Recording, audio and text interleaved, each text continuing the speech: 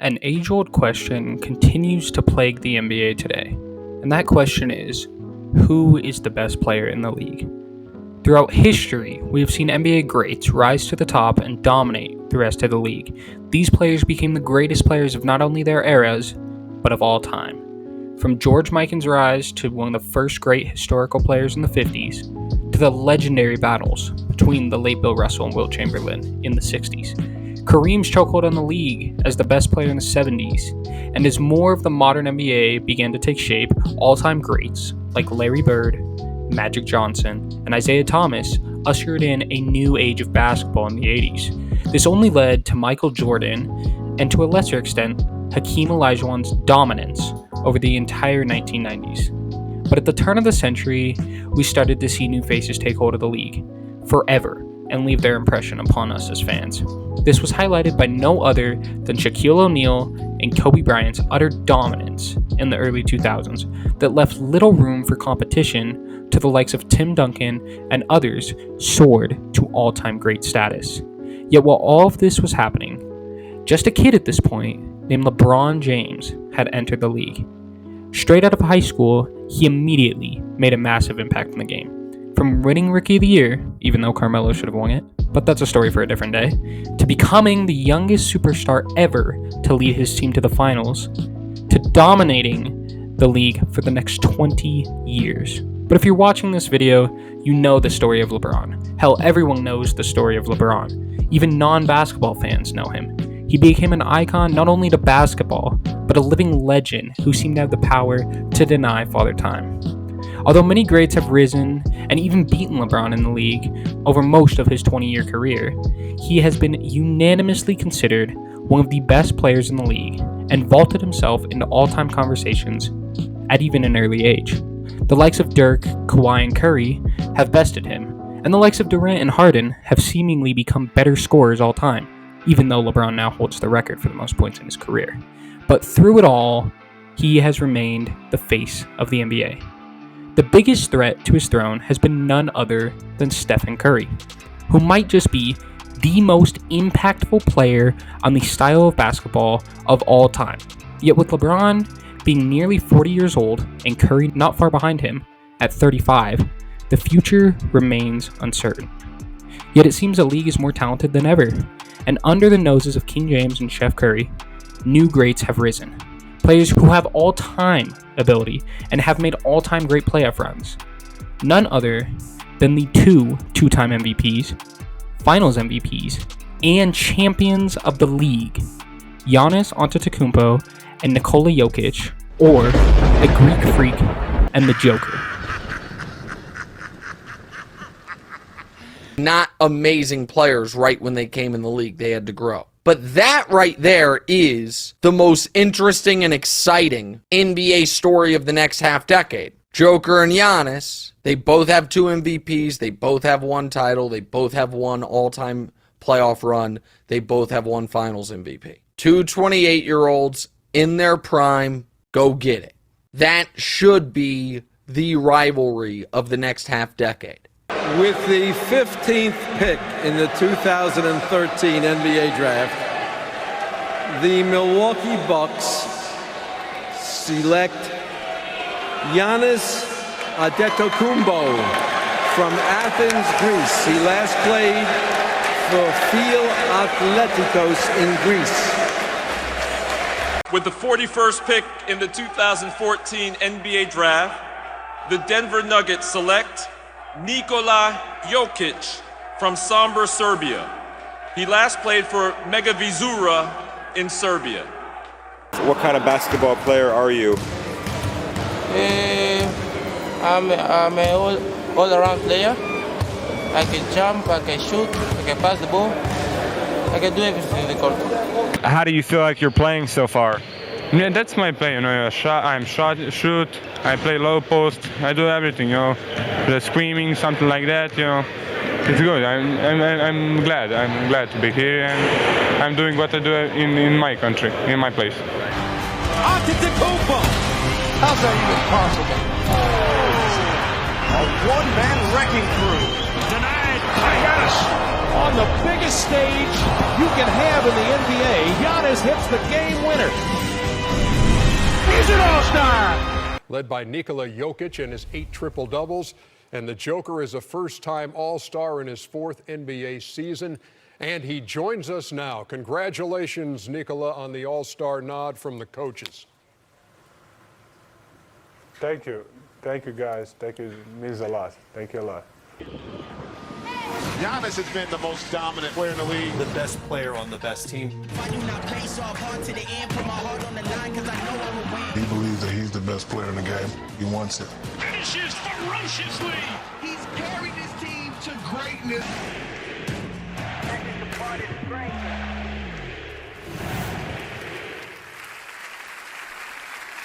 The 2019 Kia NBA Most Valuable Player goes to Giannis Antetokounmpo.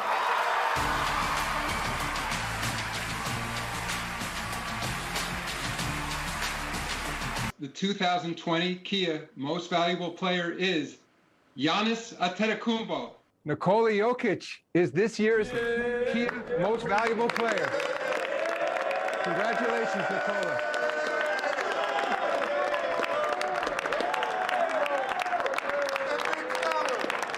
It's over. The Bucks have done it.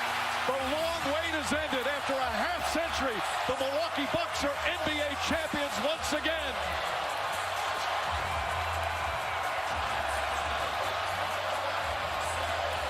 This year's Bill Russell Finals MVP, Giannis Antetokounmpo.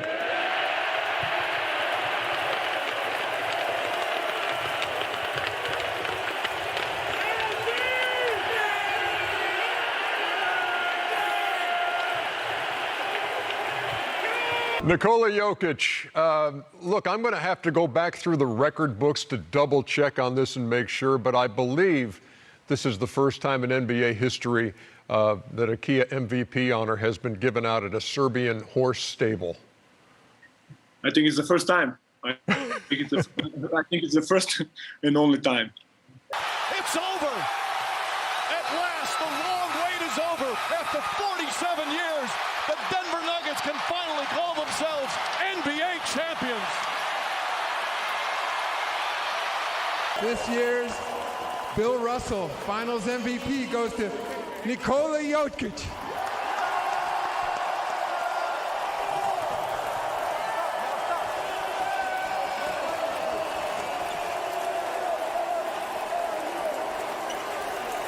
Pre-postseason, the consensus seemed to have Giannis ahead of Jokic. Is that still the case now, or do we have to automatically deem the champ as the best? We don't have to deem the champ as the best unless he's got a resume that led up to this. So when Giannis became the best player in 21, the stuff that he did, being the defensive player of the year, being the back-to-back league MVP, being an all-league performer, that stuff led up to him being the best player on the planet. The fact that you win the NBA championship, that kind of stamps it, as opposed to, okay, he's the champ, so he's it. Nah, it's got to be a little bit more than that. You had to start a franchise with either Giannis or Joker. I plead the fifth. I plead the fifth. Both dudes are incredible. Like, yeah. But they're incredible in their own, and it's almost like it's like comparing apples and oranges. You know what I mean? Because Giannis is this freak athlete. Like, you know what I'm saying? Mm-hmm. Like, he's just a raw freak athlete, and then you got Jokic, who look. If you see him walking down the street, it's like, this dude doesn't play basketball. Right. The measurements don't quite add up. You know what I mean? He's just tall. Right. He's going to go put 30, 15, and 15 on your head. I mean, he is by far the best player on the planet. It's almost not even close. Who? Giannis? Jokic.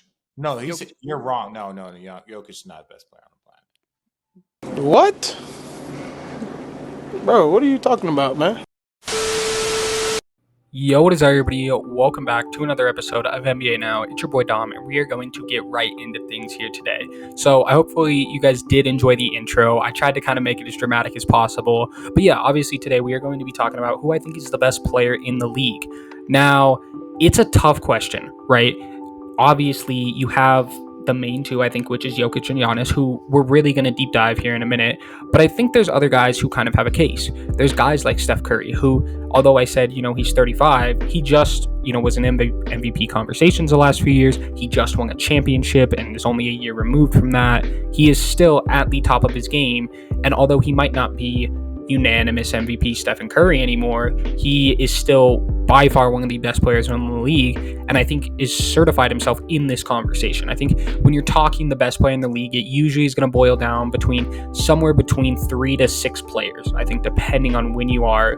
Again, I mean, this is one of the most talented times we've ever seen in basketball, and so I kind of think it's around 5 or 6 guys that you could really throw in for this debate. For me, it's really kind of between 5 and ultimately between Jokic and Giannis. But I think Curry deserves definitely an honorable mention in this case. I think Luka and KD are kind of right there with him. Obviously, I think, KD might have some questions there. You might throw in Embiid as well, but I think those 2 guys are 2 of the guys that can dominate the game at the highest level in a regular season game, in a playoff game, against whoever they're against. It doesn't matter. I think similar to Curry, they are not far removed from, not only playoff success, but regular season success, in which we've seen Kevin Durant nearly make the finals, right? Pretty much an inch away, a toe away from probably going to the finals, but ultimately losing to the Bucks and Giannis's run to his championship. And then Luka just made the conference finals just a year ago, after demolishing a Suns team that had recently gone to the finals and only losing to not the defending champions, but the ultimate champions that year in the Warriors, right? So we are not far removed from both these guys having extremely high-level playoff runs and ultimately carrying their team on their back in those runs. And so I think both of them deserve to be in the conversation. And like I said, you might be able to throw Embiid in the conversation. He did win MVP this year.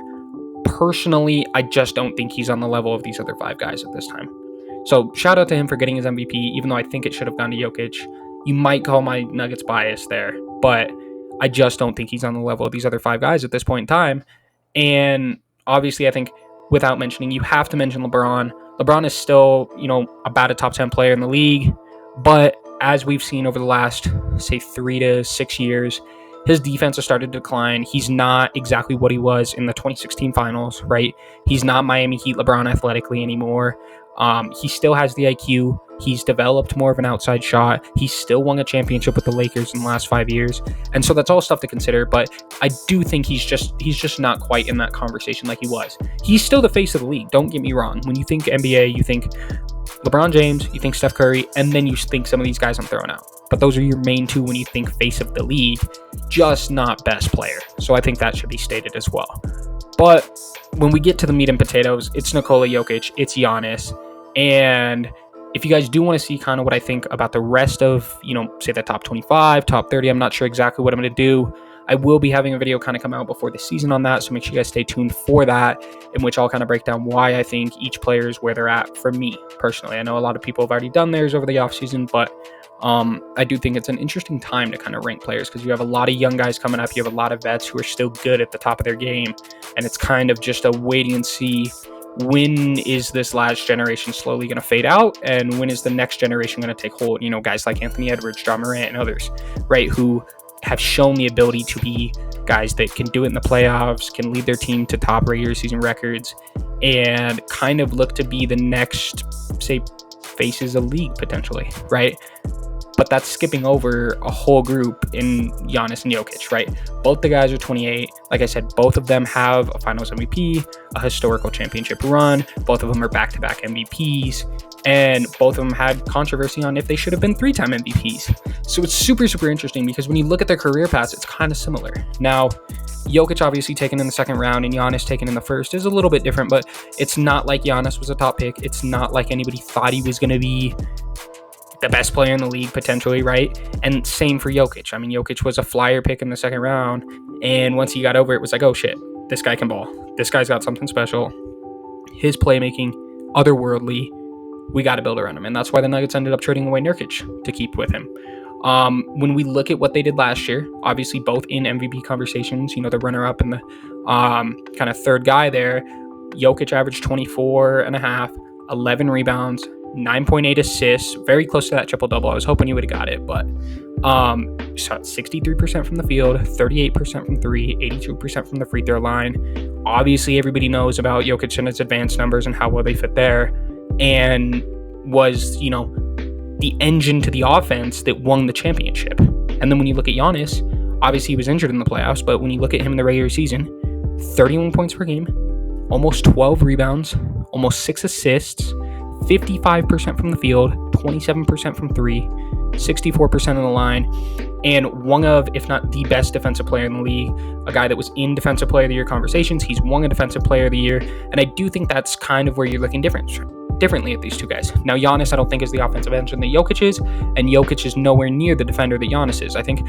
when I think Giannis, the number one play that comes to my mind is in that finals versus the Phoenix Suns, where he does a drop coverage versus Chris Paul and DeAndre Ayton, and seemingly was the only guy that entire season that was able to stop Chris Paul from taking his mid-range and stop the lob or the pass backward to get to the center, who in that case was DeAndre Ayton, where Chris Paul lobs it up and Giannis goes from contesting Chris Paul so he can't take a mid-range shot to flying back to the other side to block the backside lob to DeAndre Ayton, in which I think is his finals moment. It's what secured him the win. It's what secured him finals MVP, and it's what cemented him ultimately as an all-time great at that time. I think both these guys will go down. They could end their careers tomorrow, retire, and go off into the sunset and be all-time greats, right? Both of them. But I think that's the moment. That's the moment for Giannis. It's harder for me to find the moment for Jokic. Just as a Nuggets fan, I think of so many, just all of his passes. Honestly, this year, I think my favorite thing was just him and Aaron Gordon, their connection. Obviously, you're always going to talk about his pick and roll game with, Jamal, and how it's just kind of unstoppable, kind of similar to that of, that Chris Paul run where, he got them to the finals, in which you couldn't stop the Suns mid-range game. They brought back the mid-range essentially that year by just being insanely efficient. I don't have the numbers on hand, but Chris Paul and Devin Booker from the mid-range were absolutely destroying drop coverage. I mean, guys like Nikola Vucevic were getting eaten alive when they played them, right? And that's what led them to the finals. And I think when you think Nikola Jokic, you typically are going to think that pick and roll game with him and Jamal. But at least this last season and on the run to the finals, the number one thing I think about is, when I'm thinking Jokic, is those backdoor lobs and the backdoor cuts and passes that, guys like freaking Kenneth Faried, Paul Millsap, Jeff Green, and especially at the highest level, Aaron Gordon have been able to, really make the most of and become better players alongside him. And so that's where it kind of comes to. Jokic makes his teammates better, I think, on offense, and Giannis makes his team better on defense and is a, concerning point on offense. Like, one of the last things you want to do in this league is be in front of Giannis when he's driving to the basket, because that's scary. I mean, it's like Zion. Like, I don't want to be in front of Zion. I don't want to set a charge on Zion because I'm going to die, right? They're just such powerful players. They can get so much speed, so much power behind them, and just obliterate you. And so I think that's kind of where it really lies. Do you value the engine that is Nikola Jokic on offense, similar only, I think, maybe not similar, but only comparable to the gravity that Steph Curry has, right? Or do you value the two-way ability that Giannis provides? And I think it's very, very difficult, especially when you look at efficiency. Jokic was one of the most efficient players in the playoffs. I felt like every time he came down the court, he was making the shot, and it was a big shot. It was step up, hit the three, come in, do his little somber shuffle, whatever it was. Jokic was still doing it on offense, and he's gotten better as a defender. I do think that early reputation that he had of being not only a negative defender, but not like nowhere near a positive or just a neutral defender, has slowly, ticked away, and I think he's decent on that end. I don't think he'll ever be a great defender, and a lot of that, defensive improvement has come with his body weight loss ever since really, the bubble in which we kind of started to see him come into the, season at NBA shape, right? He wasn't, just this guy that kind of rolled out there and you were like, what the fuck? How did he just get 30 points on us and 10 rebounds and 10 assists? And this dude was working his 9 to 5, right? Which is still his personality. And don't get me wrong, it's one of the best things about him. One of the coolest things is that he just doesn't give a fuck, and he shows up and he's just better than your best player. And then to Giannis's point, he's one of the funniest guys in the league, especially if you follow him on Twitter or on Instagram. I mean, this guy is hilarious, right? So they both have fantastic personalities. And I don't know, it's so difficult. Like, obviously, as a Nuggets fan, I'm gonna say Jokic is the best player in the league. I think because of his offensive ability, because of the way that he can improve his teammates, because of his defensive improvements over the last few years, because of his efficiency, and because of the fact that he just got it done, not only in the playoffs, but in the finals, and led, our team to our first ever finals appearance and championship. I have to give it to Jokic. So for me, it's Jokic, but the argument is so close between him and Giannis at this point that if you said Giannis, I'm not going to even bat an eye. I mean, even if you said Curry, I'm going to maybe question it a little bit more, but I'm not going to necessarily bat an eye because these three guys are playing at the tops of their games and clearly setting themselves, way beyond what the rest of the league is able to do. So let me know who you guys think is the best player in the league. Do you guys value that engine that is Jokic, or do you kind of look at Giannis's two-play ability and the fact that, he's able to not only win the MVP as Jokic, but also win the Defensive Player of the Year as a little bit more valuable?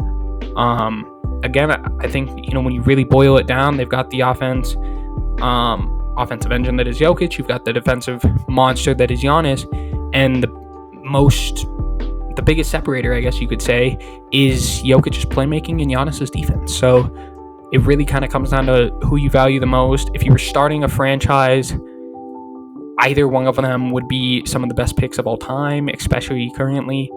And again, like I said, I would have to go Jokic.